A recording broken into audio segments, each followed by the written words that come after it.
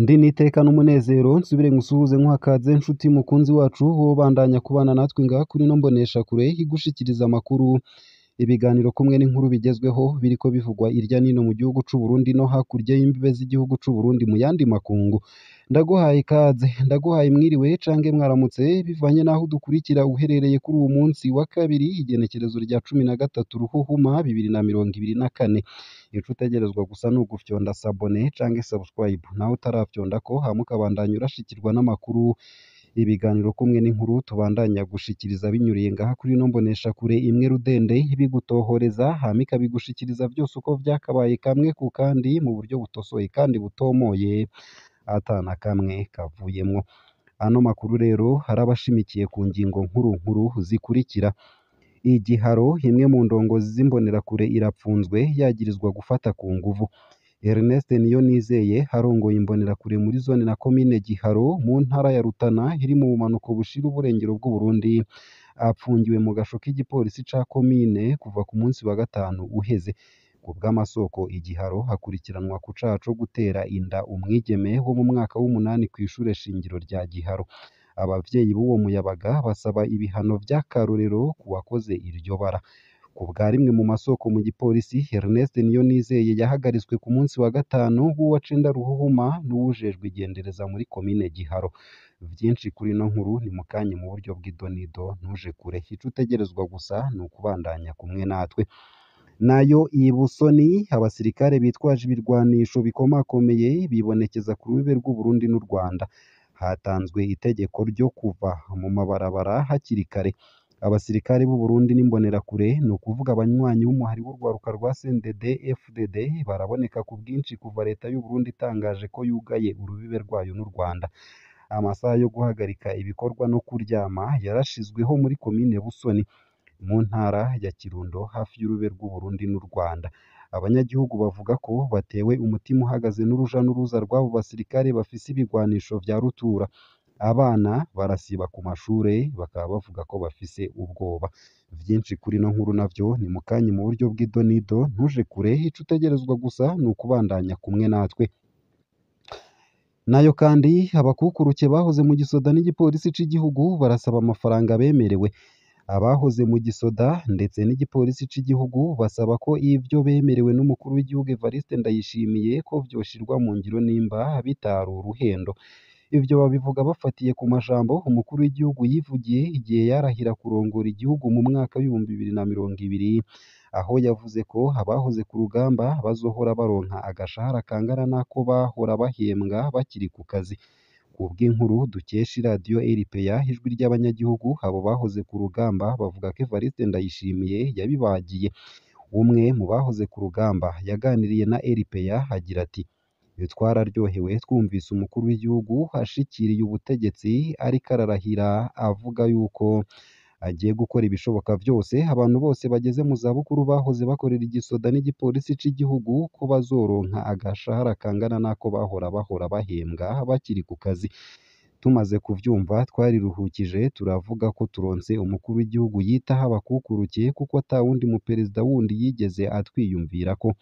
Mugabo twararindiriye ko iryo tegeko rija mu ngiro amaso ahera mu nzira. Abo bakukuruke bakarangiza basaba n'umushikiranganji wa mbere hamwe n'icegera ca mbere kwibutsa perezida Ndayishimiye ivyo yabemereye. Ese ayo gusa? Ayo hamwe n'ayandi ni mu buryo buramvuye mukanyi, ntuje kure. Ico utegerezwa gusa ni ukubandanya kumwe natwe, ni ukumanuka munsi y'ino video hama ugafyona imbere y'ijambo Isange TV. Haraba handitse ijambo sabone canke subscribe bivanye na YouTube ukoresha, urafyondako hama uba udushikirije intererano yawe yo kuja turakuronsa amakuru, ibiganiro kumwe n'inkuru tubandanya gushikiriza bivugwa irya nino mu gihugu cacu ciza c'u Burundi no hakurya y'imbibe z'igihugu c'u Burundi mu yandi makungu. Ano makuru ku buryo burambuye nunyemerere nyatangurire kuri no nkuru ivuga ko Igiharo, imwe mu ndongozi z'imbonerakure ipfunzwe yagirizwa gufata ku nguvu. Ernest Niyonizeye arongoye imbonerakure muri zone na komine Giharo mu ntara ya Rutana iri mu bumanuko bushira uburengero bw'u Burundi, apfungiwe mu gasho k'igipolisi ca komine kuva ku munsi wa gatanu uheze. Ku bw'amasoko Igiharo hakurikiranwa ku caha co gutera inda umwigeme wo mu mwaka w'umunani kw'ishure shingiro rya Giharo. abavyeyi b'uwo muyabaga basaba ibihano vy'akarorero ku wakoze iryo bara. Ku bwa rimwe mu masoko mu gipolisi, Ernest Niyonizeye yahagaritswe ku munsi wa gatanu w'uwa cenda Ruhuhuma 2024 n'uwujejwe igendereza muri komine Giharo. Ernest yoba yaratwaje inda umwigeme w'imyaka 16 wo kw'ishure shingiro rya Giharo mu mwaka w'umunani. Yarahevye ishure kuva atwaye iyo nda. Uko akaba ariko isoko ryacu ryigana. Ubuyobozi bw'indero muri komine bwemeza ko buzi ivyabaye. Umunyamabanga w'umugambwe CNDD FDD muri zone Giharo, Alexis Baraguma, yaragerageje kuja hagati kugira ngo iyo dosiye izimangane. Yasavye umuryango w'uwo mwigeme kwemera amafaranga ibihumbi 400 y'amarundi nk'inkwano. Uko akaba ariko amakuru ava muri bamwe mu muryango w'umwigeme avuga. Bernard Ndayizeye, musaza w'uwo mwigeme, yoba yaremeye ivyo vyasabwe. Aba banyi nibo batabaje kubiriko biraba. Itegeko ryo guhagarika Ernest Niyonizeye ryoba ryaravuye mu bajejwe intwaro ku rwego rwo hejuru. Amatohoza yaratangujwe. Ernest Niyonizeye apfungiwe mu gasho k'Inyamiramabi muri komisariya y'igipolisi ca komine Giharo. Ababanyi n'umuryango basaba abajejwe intwaro n'ubutungane guhana uwatwaje inda uwo mwigeme hakurikijwe amategeko. Komine Giharo izwi cane nk'iyikingira imbonerakure, no kuvuga abanywanyi b'umuhari w'urwaruka rwa CNDD FDD bagirizwa amabi bagakingirwa n'indongozi z'umugambwe uri ku butegetsi. Abo mu muryango w'uwo mwigeme bafise amakenga ko bishobora kuba no ku mwigeme wabo. Nayo mu yandi makuru kandi nuko iyi Busoni abasirikare bitwaje ibirwanisho bikomakomeye bibonekeza ku rubibe rw'u Burundi n'u Rwanda. Hatanzwe itegeko ryo kuva mu mabarabara hakiri kare.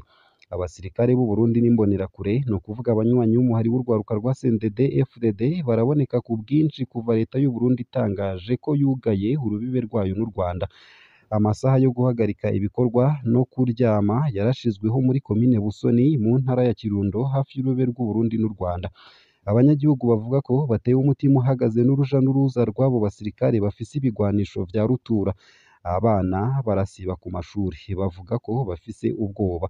Kuva leta y'u Burundi yugaye imbibe ihana n'igihugu c'u Rwanda haraheze ukwezi kurenga gato, abasirikare barashizwe ku nkengera y'ibiyaga Rweru ndetse na Cohoha mu makomine ya Busoni ndetse na Bugabira, no ku gice ca komine Ntega gikora ku ruzi Kanyaru. Ku bw'amasoko hari muri ivyo bice, abo basirikare bakorana n'imbonerakure, ni ukuvuga abanywanyi b'umuhari w'umugambwe uri ku butegetsi CNDD FDD ndetse n'abajejwe intwaro ku rugero rwo hasi kugira ngo bacungere neza imbibe n'ico gihugu kibanyi. Abasirikare bitwaje ibikoho vya muzinga. Ayo masoko nyene amenyesha ko muri iyi minsi igitigiri c'abasirikare congerejwe, bitwaje ibikoho binini binini. Nariboneye ubwanje umurwi w'abasirikare bitwaje ibigwanisho vyo mu bwoko bwa mitrailleuses mw'ishamba cimeza rya Murehe ribandanya gushika mu Rwanda. Havugwa ko hari ibindi bigwanisho bikomakomeye bifukishijwe n'amahema n'ivyatsi. Uwo mengo hariko hitegurirwa intambara. Uko akaba ariko umwe mu banyagihugu abibona. Ubu hari ibice atawubishikamwo. Nta muntu n'umwe ubu yemerewe guca mu gice bita Mwiyanza mw'ishamba cimeza rya Murihe. Ubwa mbere vyari vyoroshe kuva muri zone Gatare muri komine Busoni gushika muri zone Gasenyi canke ugashika bisanzwe kw'ibarabara ry'ikaburimbi ry'igihugu rihuza u Burundi n'u Rwanda. Ariko ubu dutegerezwa kugira ibirometero birenga 20 mu gihe inzira ya hafi yagirwa ku birometero biri munsi ya 10. Uko akaba ariko bivugwa n'umwe mu banyagihugu bo ku mutumba Munazi. Uruja n'uruza rurafise aho rugera mw'ijoro. Abanyeshure batanguye gusiba mu mashure bivuye ku bwoba. Bamwe mu bajejwe intwaro baremeza ko kuba hibonekeza ubwinshi bw'abasirikare muri ivyo bice bitera ingorane abanyagihugu. Uruja n'uruza mw'ijoro rwaragabanijwe. Womengo turi mu bihe bidasanzwe. Ingingo zifatwa n'abarongoye ibirindiro vya gisirikare ziradutera ubwoba. Uko akaba ari kumwe mu bigisha b'i Busoni agaragaza umubabaro. Abafashwe bariko baratembera inyuma y'isaha 2 z'ijoro barahagarikwa bagatangishwa ihadabu ry'ibihumbi 10 n'ayarenga.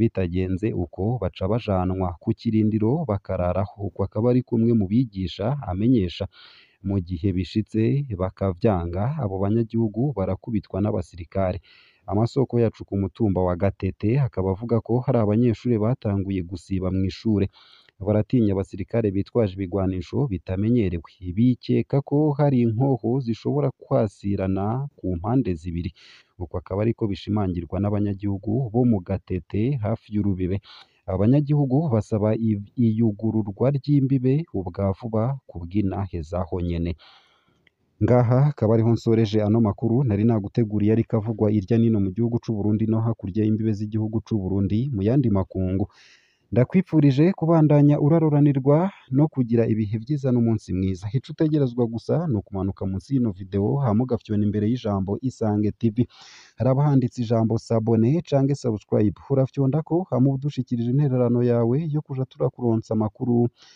ibiganiro kumwe n'inkuru tubandanya gushikiriza ugire ibihe vyiza ndetse n'umunsi mwiza